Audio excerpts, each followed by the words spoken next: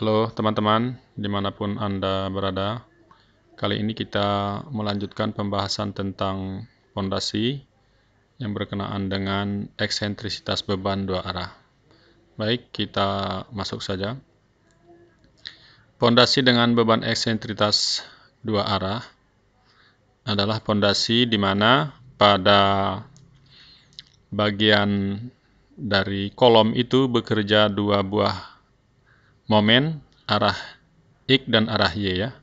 Jadi ada momen MX dan MY yang dikatakan eksentrisitas dua arah.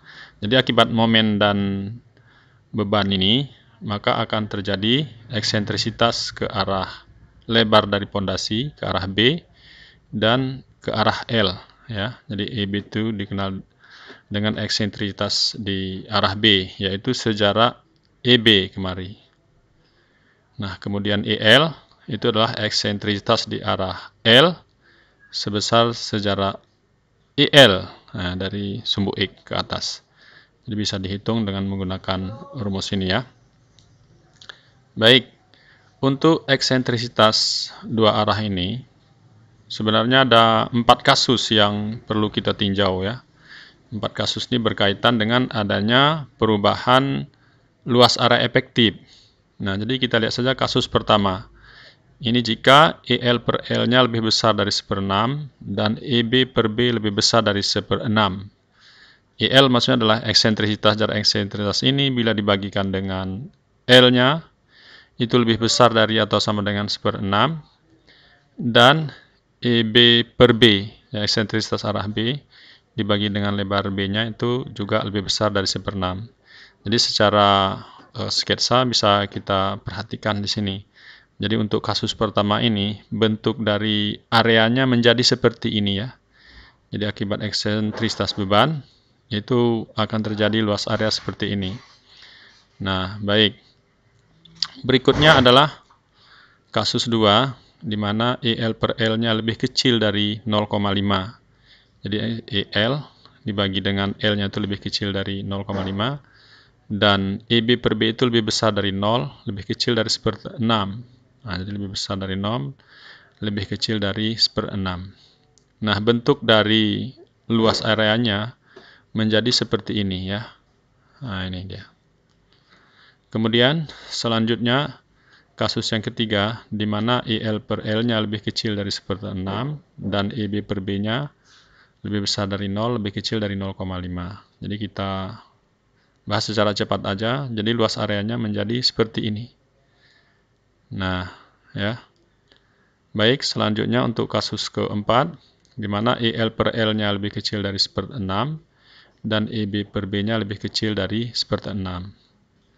Bentuk dari diagram luas areanya seperti ini. Jadi kalau kita lihat dari kasus pertama sampai keempat, ini ada perbedaan dari bidang area tekan ya, luasan pondasi.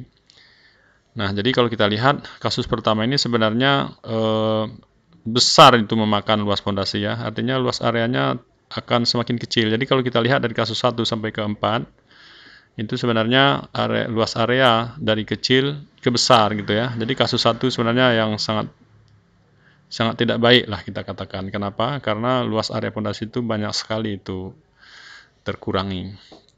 Berturut-turut kedua, ketiga, dan keempat.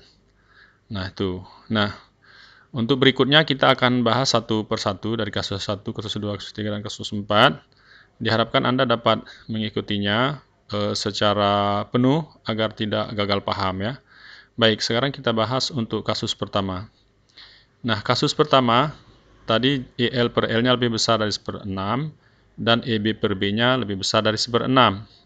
Nah, untuk kasus ini, maka luas area ini sebenarnya adalah luas segitiga ini ya. Nah, jadi kalau kita lihat, A ini adalah luas area bidang ini. Jadi aksen sama dengan setengah kali B1 ke L1. B1-nya adalah ini, L1-nya adalah ini. Baik, selanjutnya nilai B1 ini itu bisa dihitung dengan menggunakan rumus ini ya. Begitu juga dengan L1. L1 ini bisa dihitung dengan rumus ini. Jadi B1 sama dengan B kali 1,5 kurang 3 EB. EB ini adalah eksentrisitas arah EB per B. Jadi diperolehlah nilai B1 ini. Kemudian L1 juga seperti itu, L kali 1,5 kurang 3 EL per L. EL ini adalah eksentrisitas arah L. Jadi dengan diperolehnya nilai B1 dan L1, maka kita bisa menghitung luas efektifnya ini. Bisa dipahami ya? Nah, selanjutnya untuk menghitung B aksen.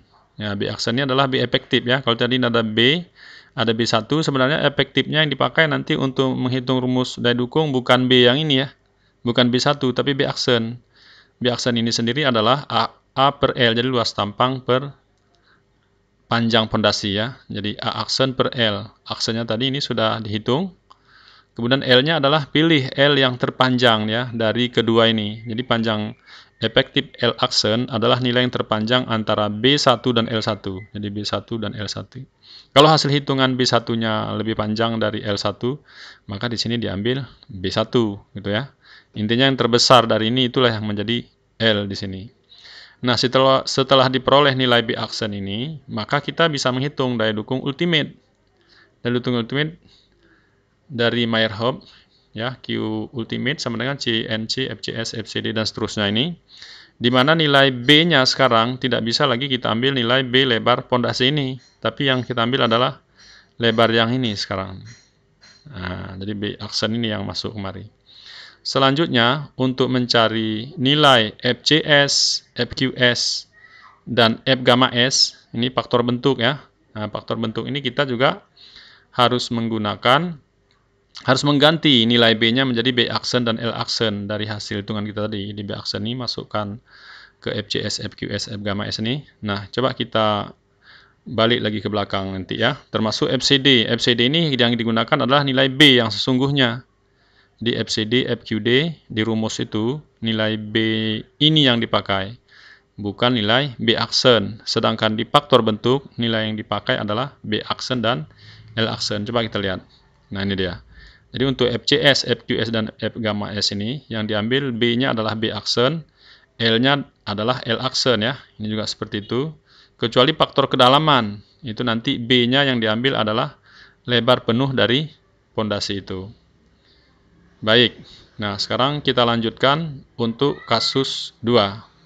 Kasus 2 di mana IL per L lebih kecil dari 0,5 dan EB per B-nya lebih besar dari 0, lebih kecil dari 1/6. Jadi bentuk dari diagramnya, luasan efektifnya seperti ini ya. Nah, jadi luas areanya tidak lagi B kali L yang sudah berkurang dia. Jadi luas area inilah dia nih. A aksen sama dengan setengah. Karena ini jajaran genjang ya. Nah, jadi sama dengan setengah kali L1 tambah L2 kali B. Jadi setengah dari ini tambah ini dibagi 2 dikali lebar pondasi. Nah, nilai L1 dan L2 ini kita lihat dari grafik nilainya. Nah, ini diperoleh dari grafik ini. Nah, tadi ini misalnya ada satu contoh ya, supaya memenuhi kriteria kasus 2 ini. EL per L-nya sama dengan 0,3. EB per B-nya sama dengan 0,08. Ini misalnya setelah ada pondasi yang berdimensi, setelah dihitung, eksentrisitas L-nya dibagi dengan panjang pondasinya misalnya dapat 0,3. Begitu juga dengan eksentrisitas arah B-nya, ya, EB dibagikan dengan lebar pondasinya misalnya dapatnya 0,08. Ini kan nanti perencanaan pondasinya seperti itu. Ada dimensi lah dari pondasi itu kan, ada ukuran dari pondasi itu. Nah, untuk kasus ini kita cek ini. Ya, ini ternyata kebetulan sama dengan ini ya. Kalau tidak harus kita periksa apakah dia masuk kasus 1, kasus 2, kasus 3, atau kasus 4. Nah, kebetulan ini kita sesuaikanlah dengan kasusnya. Jadi EL per L 0,3 berarti masih lebih kecil dari 0,5 kan. Berarti ini masuk, oke, boleh. Kemudian EB per B-nya sama dengan 0,08. Nah, 0,08 itu masih kecil dari 1/6. 1/6 itu nilainya adalah 0,1667 ya, atau 0,17. Berarti 0,08 ini kan masih masuk dalam rentang ini kan. Nah, baik. Kemudian dari sini kita akan mencari nilai L2-nya dulu. Nah, jadi di grafik ini ada hubungan antara EL per L dan L2 per L. Di sini juga ada EB per B. Jadi garis yang ini adalah nilai dari EB per B yang nilainya 0,01, 0,02, 0,03 sampai 0,167. Nah, ini nilai EB per B semuanya.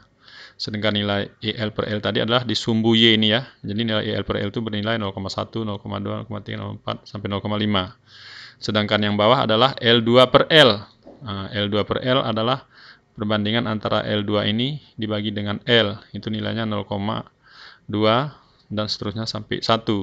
Nah, sekarang kita akan mencari nilai L2. Kita input nilai dari EL per L ini yang 0,3 ke grafik ini. Nah, kita masukkan. Jadi 0,3 dihubungkan dengan EB per B 0,08. Nah, jadi kita cari EB per B yang 0,08 mana dia? Ini ya. Nah, jadi perhatikan. Jadi garis ini semua adalah nilai EB per B yang mulai dari 0,01. Kita tadi butuh 0,08. Berarti titik potongnya adalah sini. Kemudian kita tarik panah ke bawah. Nah, sehingga diperoleh di sini sekitar 0,1 sekian ya. Nah, jadi di sini diperoleh 0,13.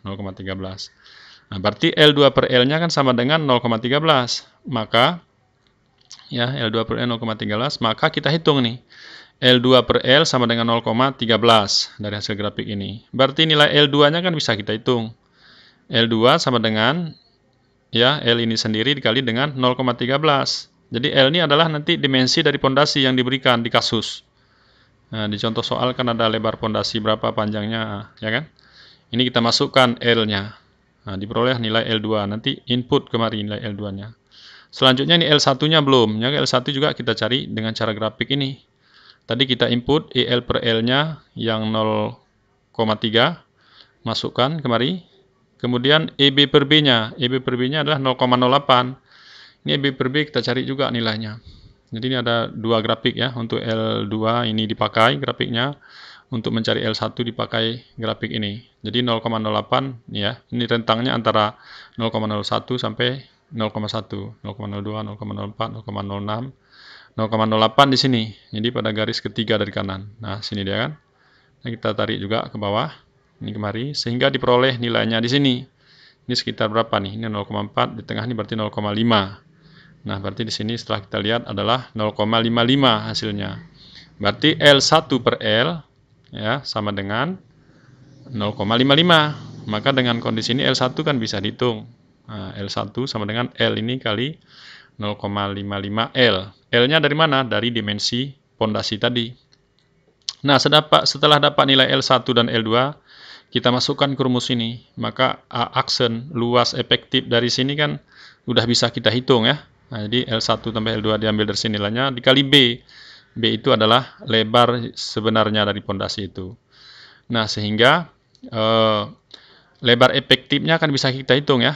Nah, ini B-nya tadi nggak bisa langsung dipakai. Yang dipakai nanti dalam rumus persamaan daya dukung itu adalah B aksen. B aksen ini sendiri rumusnya A per L ya. Jadi A aksen ini tadi dibagi dengan L. L-nya juga diambil yang terpanjang dari sini. Mana yang lebih panjang dari L1 dan L2? Itulah yang dipakai untuk mencari nilai B aksennya. Oke ya. Nah, setelah diperoleh nilai B aksen ini, baru kita bisa menghitung daya dukung ultimate-nya. Pakai lagi rumus dari Meyerhof yang dulu. Nah, jadi nilai B aksen ini kita masukkan kemari nilainya. Hasil hitungan ini. Nah, selanjutnya jangan lupa. Jadi faktor bentuk FCS, FQS, F gamma S, ambillah nilainya dari B aksen dan L aksen tadi. Jadi nilai B aksennya berapa, L aksennya berapa, nanti masukkan ke rumus seperti yang dijelaskan di atas tadi. Selanjutnya FCD, FQD, ini diambil, lebarnya adalah lebar sesungguhnya dari pondasi itu. F gamma D-nya sudah sama dengan 1. Ya kan? Baik, ya, selanjutnya kita bahas kasus ketiga, di mana EL per L-nya lebih kecil dari 1/6, dan EB per B-nya lebih besar dari 0, lebih kecil dari 0,5. Jadi bentuk dari bidang yang terbentuk seperti ini, ya berbentuk trapesium juga ya, nah, seperti ini. Nah, untuk mencari ini rumusnya adalah setengah kali B1 kali B2 kali L. Jadi luasan ini setengah kali B1 tambah B2 ya, dikali dengan tingginya adalah L. Jadi ini luasan ini. Nah, B1 dan B2 itu juga kita cari dengan menggunakan grafik. Nah, ini contoh untuk kasus ini, misalnya kita punya EB 0,3, EB per B 0,3, EL per L 0,1. Ini harus sesuai dengan ini ya, harus masuk dia. Berarti kalau EB per B 0,3 masih lebih kecil dari 0,5 kan, berarti oke, memenuhi. Kemudian EL per L sama dengan 0,1 di contoh ini. Ini lebih kecil dari 1/6. 1/6 tadi nilainya adalah 0,16 ya. Atau 0,17, 0,1667, 0,17. Berarti masih masuk. Nah, untuk kasus ini, maka kita cari dengan cara yang sama tadi seperti grafik sebelumnya. Jadi EB per B-nya kita plot, kemudian kita cari EL per L-nya. Ini L per L, di garis sini ya. Nah, EB per B, ini kemari. Nah, setelah dapat perpotongan ini, tarik ke bawah. Di sini kita peroleh 0,14. Jadi sama seperti tadi, berarti B2 per B sama dengan 0,14. Ya kan? Nah, sehingga B2-nya bisa kita hitung. Jadi B2 sama dengan B kali 0,14. Jadi B2 yang kita hitung nanti masukkan kemari untuk mencari luas efektifnya. Nah, sekarang B2 dapat, B1 belum. B1 juga dicari dengan grafik ini. Tadi ambil EB per B-nya 0,3 di sini, tarik ke kanan, ketemu di EL per L 0,1. Jadi L per L 0,1 itu berada di posisi ini ya, garis yang kedua nih. Nah, jadi setelah kita tarik ke bawah, dapatnya B1 per B-nya adalah 0,57. Nah, jadi B1 per B 0,57. Berarti B1-nya kan bisa kita hitung. B1 berarti 0,57 kali B. B ini adalah lebar fondasi tadi yang sebenarnya. Nah, nilai B2 diperoleh, B1 beroleh, input lagi ke rumus ini. Sehingga aksen ini udah bisa kita hitung. Ya kan? Nah, luas efektif. Nah, luas efektif dari ini tadi akibat eksentrisitas yang terjadi sebesar itu. Nah, kemudian B aksennya adalah A aksen per L. Kan gitu. L-nya adalah L ini. Nah, jadi L bukan lagi yang diambil yang terpanjang ya. Nah, jadi L-nya adalah L yang sebenarnya. Nih. Jadi L aksen sama dengan L. Nah, setelah diperoleh itu, maka kita hitung nih daya dukung pondasinya. Nah, dengan catatan tadi B aksen ini menjadi kemari ya, ditukar ya. Nah, baik. Termasuk tadi juga harap diperhatikan FCS, FQS, MGMS itu jangan sampai ketukar ya. Jadi ini dimasukkan adalah nilai B aksen dan L aksen. Ini saya ingatkan berulang-ulang karena teman-teman banyak yang keliru ketika menghitung persamaan umum daya dukung. Begitu juga dengan di FCD, FQD-nya nilainya dimasukkan nilai B yang sesungguhnya. Baik, selanjutnya kasus 4. Nah, kasus 4 bentuk dari diagramnya adalah seperti ini. Maka luas areanya adalah, sebenarnya adalah ini kan bisa dibagi di segi 4. Dan kemari adalah trapesium ya. Makanya luasnya adalah A aksen, luas dari sini. Luas efektifnya adalah L2 kali B. Jadi L2 dikali lebarnya kemari, luas segi 4 ini. Ditambah dengan luasan trapesium. Jadi setengah kali B ini ditambah B2 ya kan, kali panjang ini kemari, berarti panjang ini kemari kan sama dengan L dikurang L2 ya. Nah, itu luasannya. Baik, sekarang contohnya ini ya, ini pengen grafik juga. Contohnya dari kasus ini EB per B-nya 0,1, EL per L-nya 0,1 juga. EB per 0,1, cek kemari masuk apa enggak. Lebih kecil dari 0,167 ya, berarti EB per B masuk. EL per L-nya 0,1, ini juga lebih kecil dari 0,167, boleh masukkan. Nah, kemudian kita plot EB per B-nya kemari. Sekarang EL per L-nya bentuk grafiknya seperti ini ya. Mulai dari 0,02, 0,04 sampai 0,16. Yang kita perlukan tadi adalah 0,1 ya. Nah, jadi 0,1 adalah ini. Nah, kita tarik ke bawah.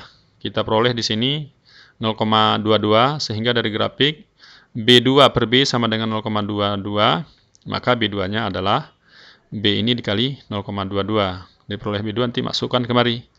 Ini cepat-cepat kita jelaskan karena sudah cukup jelas ya. Kemudian yang untuk mencari nilai L2-nya. Nah, L2 kita pakai grafik ini.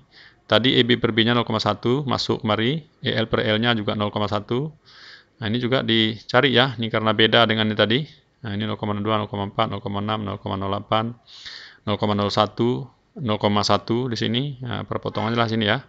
Tarik ke bawah sehingga L2 per L sama dengan 0,26 sehingga L2 itu bisa kita hitung 0,26 ini dikali dengan L. L-nya adalah panjang pondasi yang sebenarnya. Dapat B2 dapat L2 masukkan lagi ke rumus ini sehingga A aksennya dapat. Nah, setelah dapat A aksen, L aksennya nggak berubah ya. Nah, karena panjangnya ini sama nih dengan panjang yang sebenarnya. Dapat B aksen maka A aksen ini dibagi dengan L. L-nya adalah L ini. Dapat B aksen maka masukkan lagi ke persamaan daya dukung untuk mencari daya dukung ultimate-nya. Nah, itu dia. Persis sama seperti tadi dan tetap jangan lupa mengontrol faktor bentuk dan faktor kedalaman. Baik, selanjutnya untuk tambahan adalah untuk kasus pondasi lingkaran. Jadi kalau di Meyerhof Terzaghi dulu bisa lingkaran, bisa segi 4, bisa persegi. Di Meyerhof ini juga bisa penyesuaian untuk pondasi lingkaran ya. Nah, pada pondasi lingkaran eksentrisitas yang terjadi itu hanya satu arah aja. Jadi hampir sama dengan eksentrisitas satu arah di segi 4 ya. Jadi luas efektif A aksen dan lebar titik B aksen merupakan bilangan tak berdimensi. Nah, jadi ini kalau kita lihat pondasi lingkaran seperti ini ada radiusnya kemarin ada R, kemudian eksentrisitas bebannya sebesar ER kemarin ya. Nah, ini beban Q-nya bekerja di sini. Jadi kemanapun dia bekerja, eksentrisitasnya tetap satu arah ya, karena lingkaran. Sekarang luas efektifnya berkurang menjadi seperti ini. Jadi pondasi itu tidak lagi full dipikul oleh seluasan ini, tapi berkurang menjadi seperti ini. Jadi untuk mencari luas efektif itu kita gunakan tabel ini. Jadi dari tabel ini ada R per R, ini eksentrisitas arah R, besarnya eksentrisitas dibagi dengan radiusnya ya. Ini A aksen per R kuadrat, luasan dari bidang efektif ini dibagi dengan R kuadrat. Kemudian ada juga B aksen per R, B aksen itu yang akan kita cari nanti nilainya, termasuk A aksen. Jadi sebagai contoh kita lihat. Ini misalnya kita ambil dari kasus ada radius pondasi setengah meter radiusnya. Berarti kalau radiusnya semeter berarti diameternya 1 meter ya.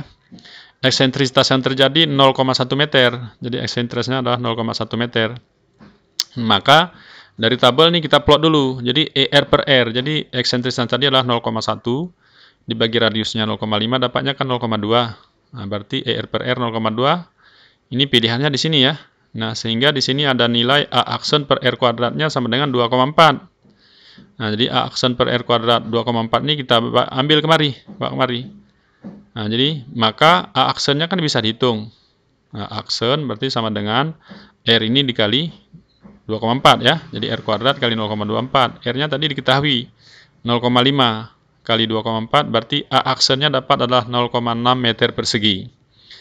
Nah, setelah dapat A aksen, maka dari kasus ini tadi B aksen per R-nya, jadi 0,2 ya.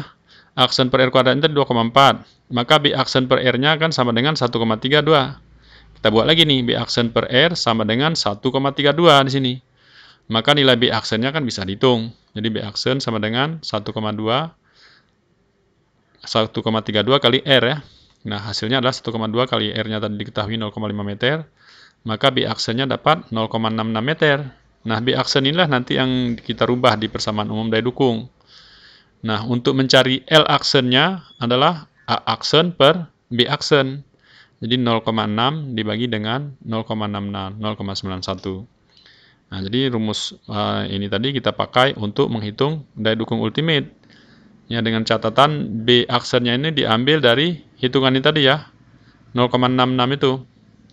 Nah, kemudian tetap jangan lupa, karena kita memakai faktor bentuk, ini kita ganti nanti FCS, FQS, pakailah nilai dari B dan L aksennya. Begitu juga dengan untuk pondasi. Jadi dipakai untuk FCD, FQD-nya itu karena faktor kedalaman, ambil nilai B-nya itu diganti dengan D ya, atau diameter. Diameter itu karena tadi radiusnya R, berarti kan diameternya 2R.